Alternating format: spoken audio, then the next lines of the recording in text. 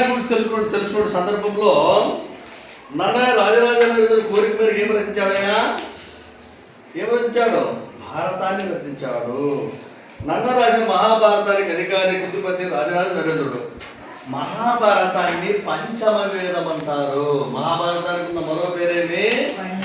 పంచమ వేదం. ప్రతి విషయము ఒక బిట్టు మీకు జ్ఞాపకం పెట్టుకోవాలి మీరు. పంచవేదం దేన్నంటారు? దేన్నంటారు పంచవేదం అని? మహాభారతాన్ని అంటారు. దృష్టి పెట్టండి, కళ్ళు చెవులు దృష్టి పెట్టండి. ఇతర పేర్లు జయ సంహిత, జయకావ్యము. మహాభారతానికి ఇంకా వేరే పేర్లు ఉన్నాయంట. అవి ఏంటంటే జయ సంహిత, జయకావ్యము. అంటే పాండవులు గెలిచారు కదా, జయం జరిగింది, అందుకే దానికి జయ సంహిత, జయకావ్యం అని కూడా భారతానికి పేరుంది. నన్నయ్య భారతాన్ని ప్రథమ పురుషులో రచించాడు. నన్నయ్య ఏ పురుషులు రచించాడు? ప్రథమ పురుష. నేను ఉత్తమ, నీవు మధ్యమ, వాడు ప్రథమ. వస్తాయి కదా మీకు అవన్నీ. నెక్స్ట్ మహాభారత కథను జనమేజయుడు పరీక్షిత్ మహారాజు చెప్పాడు. భారత కథను మొట్టమొదట జనమేజయుడు అనేటువంటి మరి మహర్షి ఎవరు చెప్పాడు? పరీక్షిత్ మహారాజుకు చెప్పడం జరిగింది. భారతాన్ని సంస్కృతంలో రచించిన కవి ఎవరు? వేదవ్యాసుడు. సంస్కృతంలో ఎవరు రచించారు భారతాన్ని? వేదవ్యాసుడు రచించాడు. వేదవ్యాసుని కృష్ణద్వైపాయనుడు అని కూడా అంటారు. వేదవ్యాసుని ఏమంటారా? కృష్ణద్వైపాయనుడు అని కూడా అంటారు. భారతాన్ని ఇతిహాసం అంటారు. తొల్లింటి కథలనే ఇతిహాసం అంటారు. మొట్టమొదటి పూర్వం జరిగిన కథలు ఏమంటారు? ఇతిహాసములు అని అంటారు. తొల్లింటి కథలు. భారతంలోని భాగాలను ఏమంటారు? పర్వాలు అంటారు. భారతంలో భాగాలను ఏమంటారు? పర్వాలు అంటారు. మరి భారతంలో ఎన్ని పర్వాలు ఉన్నాయి? 18 పర్వాలు ఉన్నాయి. ఎన్ని ఉన్నాయి? 18 పర్వాలు. ఎవరైనా వచ్చి క్వశ్చన్లు వేస్తే చెప్పకపోతే తెలుగు ఎవరికి మర్యాద పోతుంది, మీకు మర్యాద పోతుంది. అందుకే బాగా జాగ్రత్త రండి. మహాభారతంలో ఎన్ని ఉంటాయి పర్వాలు? 18. నన్నయ్య రాసినటువంటి మొట్టమొదటి పద్యము శ్రీవాణి గిరిజాక్షరాయ అనేటువంటి పద్యం. నన్నయ్య మహాభారతం మొదలు పెట్టినప్పుడు మొట్టమొదటి రాసిన పద్యం ఏమిటి?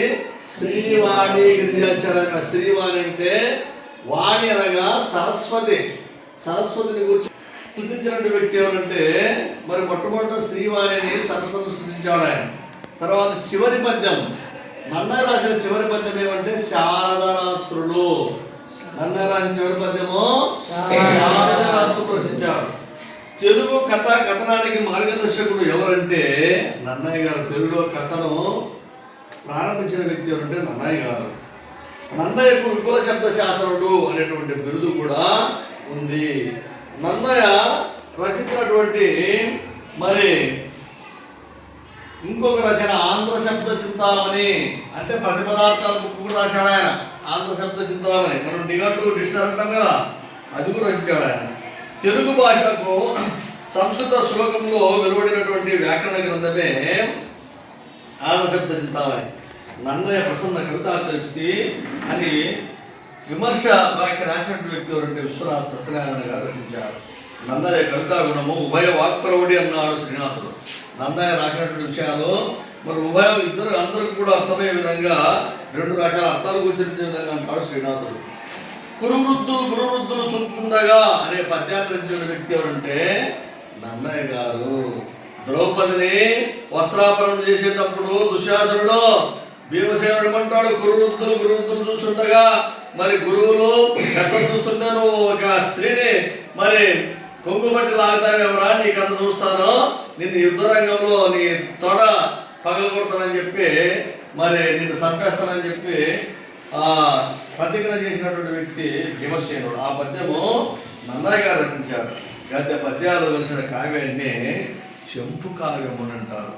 గద్యము పద్యము 2 కలిపి రాసిన కావ్యాన్ని ఏమంటారు? చెంపు కావ్యము అని. అందులో